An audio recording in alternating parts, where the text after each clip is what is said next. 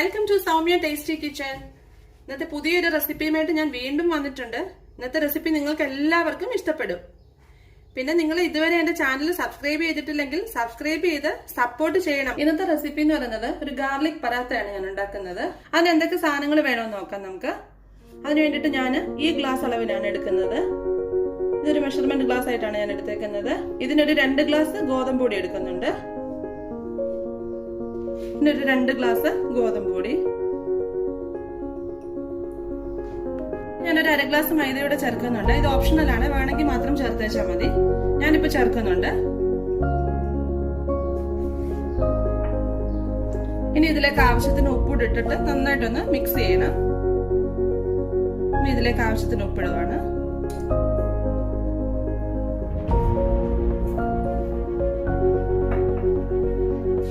ശേഷം നന്നായിട്ടൊന്ന് കൈ കൊണ്ടൊന്ന് മിക്സ് ചെയ്ത് കൊടുക്കണം.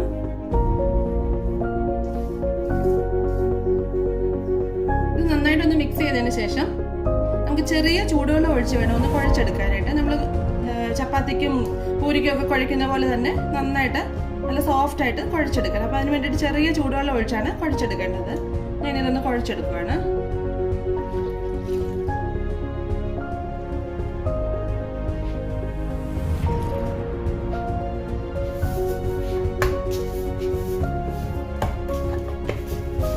ഇത് നല്ല സോഫ്റ്റ് ആയിട്ട് കുഴച്ചിട്ടുണ്ട്. ഇനി ഇതിന്റെ മുകളിലേക്ക് നമുക്കൊരു ലേശം എണ്ണ പുരട്ടി കൊടുക്കണം. ലേശം എണ്ണ, കാരണം ഇത് നമ്മൾ റെസ്റ്റ് ചെയ്യാൻ വെക്കുമ്പോൾ ഡ്രൈ ആകാതിരിക്കാൻ വേണ്ടിയിട്ടാണ് എണ്ണ പുരട്ടി കൊടുക്കുന്നത്.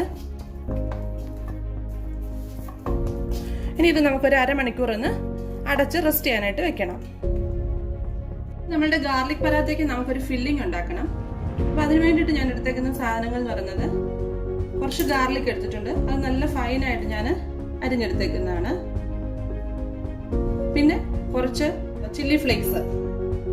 അതെന്ന് പറയുന്നത് നമ്മൾ സാധാരണ നമ്മുടെ വറ്റൽമുളക് ഒന്ന് ചൂടാക്കിയതിന് ശേഷം മിക്സിയിലിട്ടൊന്ന് പൊടിച്ചെടുത്തേക്കുന്നതാണ്. അല്ലെങ്കിൽ നമ്മൾ റെഡിമെയ്ഡ് ആയിട്ട് മേടിക്കുകയാണെങ്കിൽ മാർക്കറ്റിലൊക്കെ അവൈലബിൾ ആയിട്ടുള്ളതാണ് ചില്ലി ഫ്ലേക്സ് എന്ന് പറഞ്ഞ് കിട്ടും. അത് നമുക്ക് വീട്ടിൽ തന്നെ സിമ്പിളായിട്ട് ചെയ്യാനുള്ളതേ ഉള്ളൂ. ഒന്ന് ജസ്റ്റ് ഒന്ന് ചൂടാക്കുക, മുളകെല്ലാം ഒന്ന് ചൂടാക്കുക, അതിന് ശേഷം മിക്സിയിലൊന്ന് പൊടിച്ചെടുക്കുക. അതിന്റെ അരിയൊക്കെ ഒരുപാട് ഉള്ള അരിയൊന്നും യൂസ് ചെയ്യരുത്. അരിയൊക്കെ ഒന്ന് മാറ്റിയതിന് ശേഷം അതിന്റെ ഫ്ലേക്സ് മാത്രം നമ്മൾ എടുക്കുക.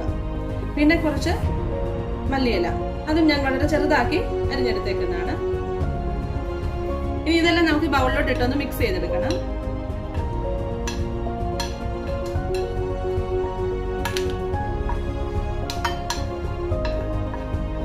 ഗാർലിക്കിനൊന്നും അങ്ങനെ പ്രത്യേക ഒരു അളവൊന്നുമില്ല. നമ്മൾ എത്രയാ മാവ് എടുക്കുന്നതെന്ന് വെച്ചാൽ അതിന്റെ അനുസരിച്ചിട്ടാണ് നമ്മൾ ഗാർലിക്കും ഇതിന്റെ എല്ലാം അളവ് കൂട്ടുകയോ കുറയ്ക്കുകയോ ഒക്കെ ചെയ്യുന്നത്.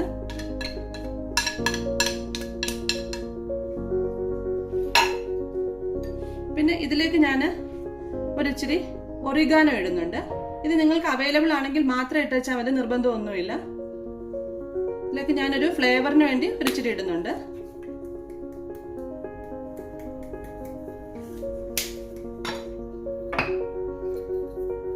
പിന്നെ ഇതിലേക്കൊരു ലേശ ഉപ്പും കൂടെ ഒന്ന് ഇട്ട് കൊടുക്കുന്നുണ്ട്.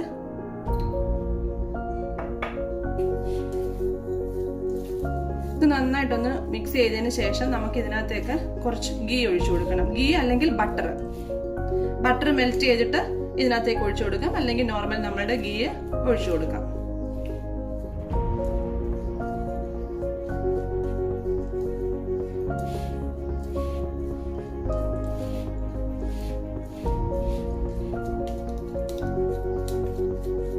ഈ ഗാർലിക് എപ്പോഴും നല്ല ചെറുതായിട്ട് കുഞ്ഞായിട്ട് അരിയാനായിട്ട് ശ്രദ്ധിക്കണം. കാരണം അല്ലെങ്കിൽ നമ്മളിത് അത് പരത്തുന്ന സമയത്ത് ഇതെല്ലാം അല്ലെങ്കിൽ അവിടെ ഇവിടെയെല്ലാം മുഴച്ചിങ്ങനെ നിൽക്കും. പിന്നെ നമുക്കത് കംഫർട്ടായിട്ട് നമുക്ക് പരത്തി എടുക്കാനായിട്ട് പറ്റത്തില്ലായിരിക്കും.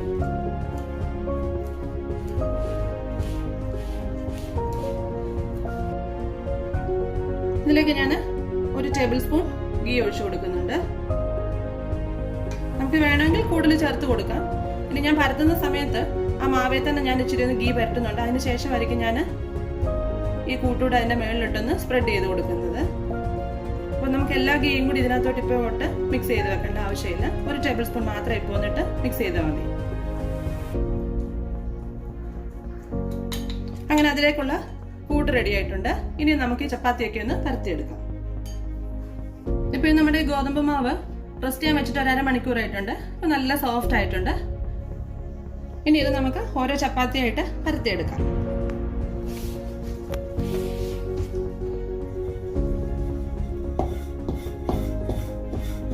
ഇതുപോലെ കനം കുറച്ചൊന്ന് പരത്തിയെടുക്കണം. ശേഷം നമുക്കിതിലേക്ക് ഒരു ലേശം ഗീ ഒന്ന് സ്പ്രെഡ് ചെയ്ത് കൊടുക്കണം. പിന്നെ നമ്മളുടെ എടുത്തു വെച്ചിരിക്കുന്ന കൂട്ടിനകത്തൊന്ന് കുറച്ചെടുത്തൊന്ന് ഇതിലേക്ക് ഇട്ട് കൊടുക്കണം. ഇങ്ങനെ എല്ലാ ഭാഗത്തും എത്തുന്ന രീതിയിലൊന്ന് നമുക്ക് ഇട്ട് കൊടുക്കണം.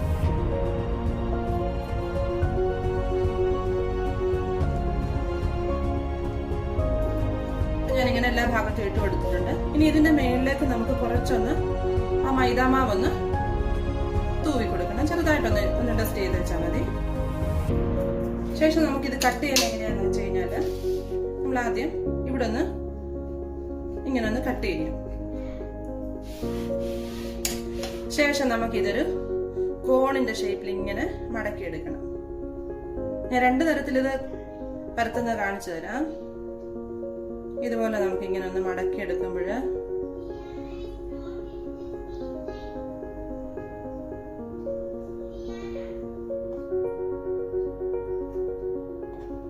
നമുക്കിപ്പോ ഒരു കോൺ ഷേപ്പ് കിട്ടി. ഒരു ഫ്ലവറിന്റെ ഒക്കെ ഒരു ഷേപ്പ് പോലെ തോന്നുന്നില്ലേ? ഇതുപോലെ നമുക്ക്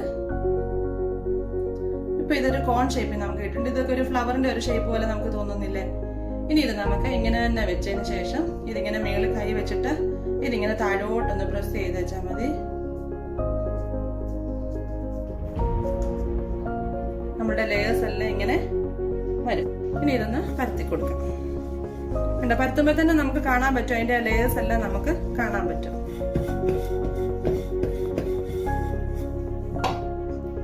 ഇനി അടുത്ത ഒരെണ്ണം കൂടെ നമുക്ക് പരത്താം. ഇനി ഇത് ഞാൻ വേറെ രീതിയിലാണ് അതിന്റെ ലേയേഴ്സ് ഉണ്ടാക്കുന്ന കാണിക്കുന്നത്. നിങ്ങൾക്ക് ഏത് രീതി വേണമെങ്കിലും നിങ്ങൾക്ക് ഇഷ്ടമുള്ള രീതിയിൽ ചെയ്യാം. കുറച്ച് ഗീ ഒന്ന് സ്പ്രെഡ് ചെയ്ത് കൊടുക്കണം. നമ്മുടെ ഈ കൂട്ടൊന്ന് ഇട്ട് കൊടുക്കണം. ഇതും ഈവനായിട്ട് എല്ലായിടത്തും എത്തുന്ന രീതിയിൽ തന്നെ നമുക്ക് സ്പ്രെഡ് ചെയ്ത് കൊടുക്കാനായിട്ട്. വീണ്ടും കുറച്ച് പൊടിയൊന്ന് തൂവി കൊടുക്കണം. ശേഷം നമുക്കിനി ഇത് ലെയർ ആക്കുന്നത് ഈ സൈഡിൽ നിന്ന് ഇങ്ങനെ ആക്കിയിട്ട് നമ്മൾ ഇങ്ങനെ ഒരെണ്ണം മടക്കണം. വീണ്ടും നമ്മൾ ഇങ്ങനെ എടുത്തിട്ട് ഒന്നുകൂടെ മടക്കണം. വീണ്ടും ഇങ്ങനെ എടുത്തിട്ട് ഒന്നുകൂടെ മടക്കണം. വീണ്ടും ഒന്നുകൂടെ എടുത്ത് ഇങ്ങനെ മടക്കണം. വീണ്ടും എടുത്തിട്ട്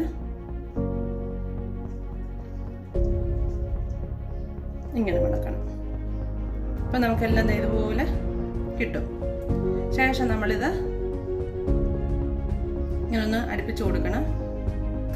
ശേഷം നമ്മളിത് ഇങ്ങനെ ഒന്ന്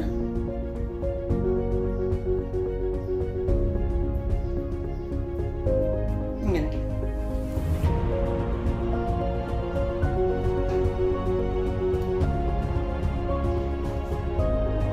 ഇപ്പൊ ഇത് നമുക്ക് നല്ല ലെയേഴ്സ് ആയിട്ടുണ്ട്.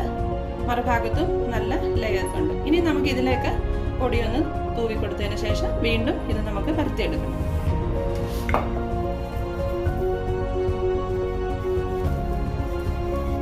ഇത് നമ്മുടെ പരത്തിയെടുത്തിട്ടുണ്ട്. ഇനി നമുക്ക് ഈ പരാട്ട എല്ലാം ചുട്ടെടുക്കാം. ഇപ്പൊ കാണാൻ തന്നെ നല്ലൊരു ഭംഗിയുണ്ട്. നമുക്കിതൊന്ന് ചുട്ടെടുക്കാം.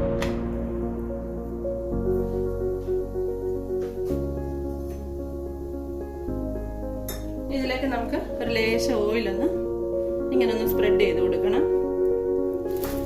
പരത്താൻ നേരം നമ്മൾ ഓയിലൊന്നും യൂസ് ചെയ്തിട്ടില്ല. അന്നേരം ഇപ്പൊ ഇച്ചിരി ഓയിൽ യൂസ് ചെയ്യുന്നതുകൊണ്ട് തെറ്റൊന്നുമില്ല.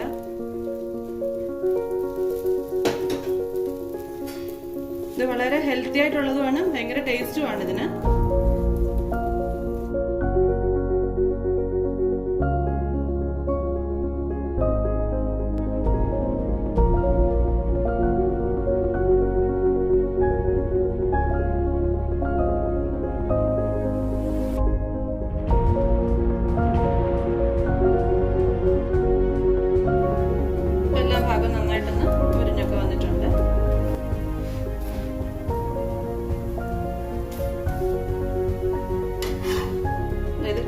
കാണാം അതിന്റെ ലേയേഴ്സ് എല്ലാം ഇങ്ങനെ മാറി മാറി നിൽക്കുന്നതൊക്കെ നമുക്ക് കാണാൻ പറ്റും.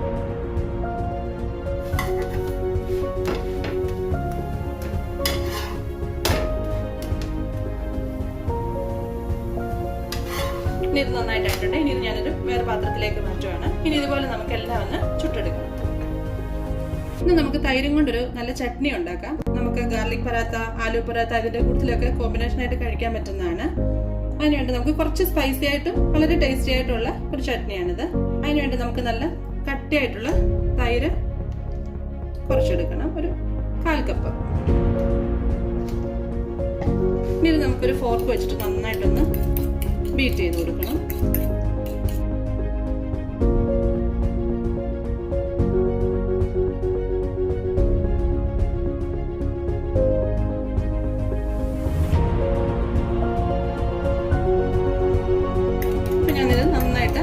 കട്ടയൊന്നും ഇല്ലാതെ നന്നായിട്ട് ഞാൻ ബീറ്റ് ചെയ്തെടുത്തിട്ടുണ്ട്. ഇനി ഇതിലേക്ക് നമുക്ക് കുറച്ച് സ്പൈസസ് ചേർക്കാനുണ്ട്. ഇതിലേക്ക് ഞാനൊരു 2 പച്ചമുളക് ചെറുതാക്കി അരിഞ്ഞെടുക്കുന്നുണ്ട്.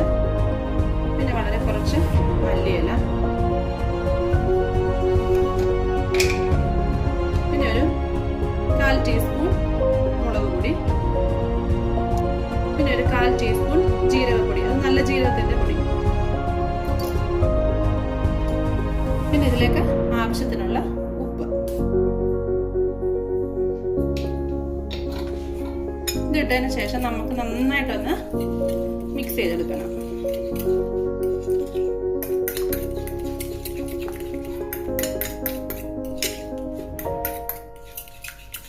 ഇത്രയേ ഉള്ളൂ. വളരെ സിമ്പിൾ ആണ് ഇത് നമുക്ക് ഉണ്ടാക്കിയെടുക്കാനായിട്ട്.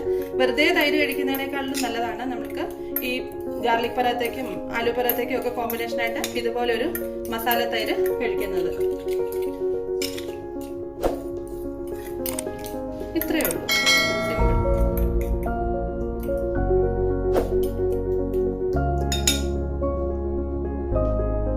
വളരെ ടേസ്റ്റിയും ഹെൽത്തിയുമായിട്ടുള്ള ഗാർലിക് പറാത്ത റെഡി ആയിട്ടുണ്ട്. അതിന് കോമ്പിനേഷൻ ആയിട്ട് കഴിക്കാൻ വേണ്ടി ഞാൻ ഉണ്ടാക്കിയേക്കുന്നത് ഒരു യോഗട്ട് മസാല ചട്നിയാണ്. ഈ റെസിപ്പി നിങ്ങൾക്കൊക്കെ ഇഷ്ടപ്പെട്ടെങ്കിൽ തീർച്ചയായിട്ടും ഒരു തവണയെങ്കിലും ഒന്ന് വീട്ടിലുണ്ടാക്കി നോക്കണം. ഇന്നത്തെ റെസിപ്പി നിങ്ങൾക്ക് എല്ലാവർക്കും ഇഷ്ടപ്പെട്ടെങ്കിൽ തീർച്ചയായിട്ടും ലൈക്കും ഷെയറും ചെയ്യാൻ മറക്കരുതേ.